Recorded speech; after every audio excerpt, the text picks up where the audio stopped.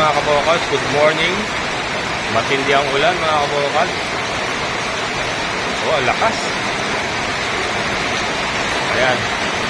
Palis pa lang ako at tignan natin mga alaga natin, igutan natin. Pero matindi to, kahapon pa to. Paggabi pa, yung ganyang kalakas. Sana naman okay lang lahat. Yung ating mga decal browns naman is nakakulong. Ayan. Tara guys, punta tayo sa farm.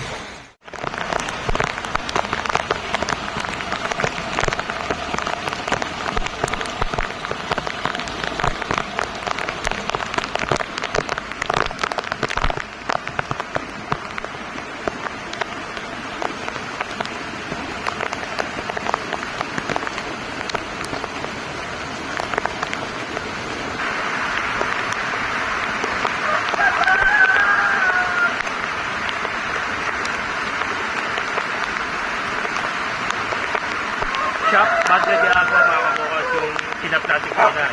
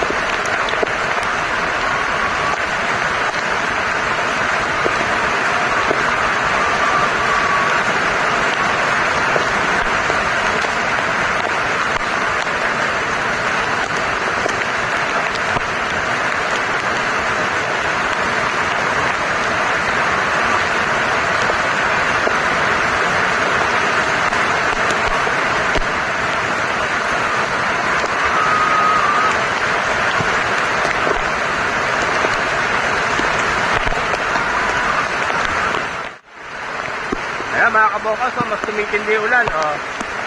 So ayan, naubusan nila yung pinakain natin. Doon natin sila pinapakain mga kabukas. Huwag kayo mag-alala, may bubong yan. Ayan. Sa mga bago sa channel ko, meron po tayong bubong para sa ating mga lapsoy. Oh, ayan. Bumabaha mga kabukas yung tubig galing sa labas. Ayun, oh. Sorry kung hindi nyo makita. Bumabasa yung ano. Ayan. Umaagos mula sa labas yan. Tumatago sa lupa. Maagos dito. Kaya basa rin yung area nila. Pero may mga hapon na naman sila. Ayan. Saka nakakaangat sila. At least ay hindi sila direkta tinatamaan ng ulan. Then yung ano. Ito mga tuwang-tuwa ito mga to. Mga Madre de Agua natin. Hindi na makita. Sorry. Ayan, tara. Dito tayo tapos.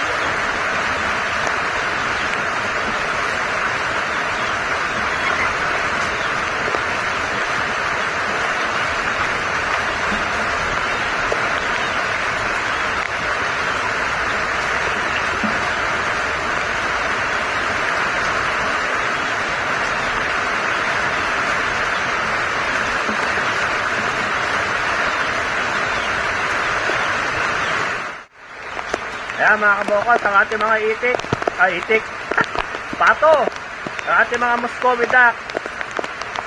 Yan, nakasilong yan mga kabukas. Ayan, oh. May bubong yan. Ayan. Ito mga kabukas, may bubong sila. Diyan sila sa ilalim ng bubong kumakain. Ayan. Kaya nakahilera yung kanilang pakainan. Kaya para hindi mabasa. Ayan. Ayan.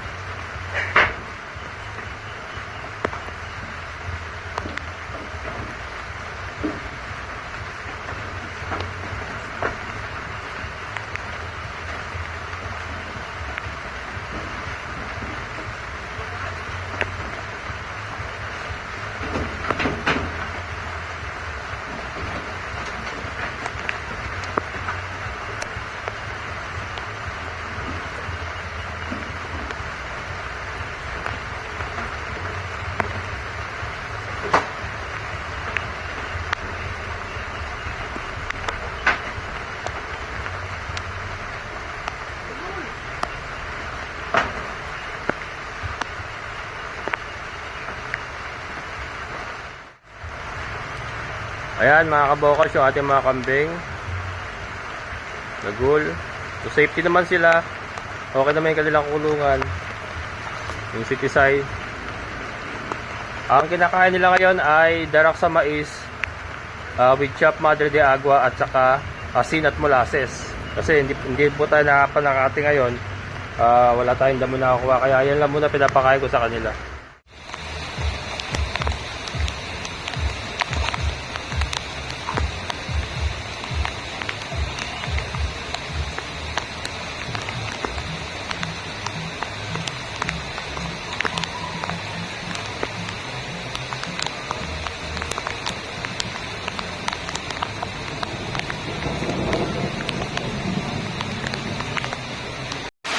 Ayan, bago tayo magtapos, pasilip ko muna sa ating mga yobabs. Ito sila, napakain ko na. Ayan. Yung ating kulungan ng baboy ay pinapasok ng tubig. Ayan o. Ang gagaling po sa labas yan. And then yung iba sa tulo ng bubong. Pero at least ay nakasemento po yung ating mga baboy. Kaya lang, ayun, tumutulo yung bubong ng iba. Pero ano, nakagigilid naman si Tricia. Ito si Basha, okay naman to. Ayan, okay naman siya. Wala kasi may sapin tayong plywood. Okay naman siya. Si Kimberly, yan, okay naman siya. Ayan. Lumusa naman ng ulan mga kabokals. Ayan mga kabokals. So, ito, konting pasilip po sa ating daily routine. Rain or shine, tuloy lang po ang ating trabaho sa farm. Hindi po pwedeng tatamad-tamad. Nakakatamad talaga kumilos pag ganito panahon, pero kailangan natin paglabanan yan. Alang-alang po sa ating munting negosyo at sa ating mga alagang mga hayop. Ayan. So, sana po nag-enjoy kayo. Keep safe mga kabokals. Ingat-ingat po tayo at ang ulan po ay patuloy na lumalakas at marami po mga pagbahang nangyayari sa ating mga paligid. So, stay at home na lang po kung wala naman po kayo importanteng lakad. Ayan, so hanggang dito na lang. Sana po nag-enjoy kayo. Maraming salamat po sa lahat ng mga solid kabokals and sa mga silent viewers ko. Maraming salamat. Siyempre sa ating kaibigan po na si Sir Boyet. Sir, hello po. Ingat kayo dyan. Ayan, hanggang dito na lang mga kabokals. Muli, ito ang yung kabokals farmer na nagsasabing sabay-sabay tayong mga harap, magsikap at higit sa lahat ay kumilos at siguradong ulad ang ating amazing na buhay. Bye-bye!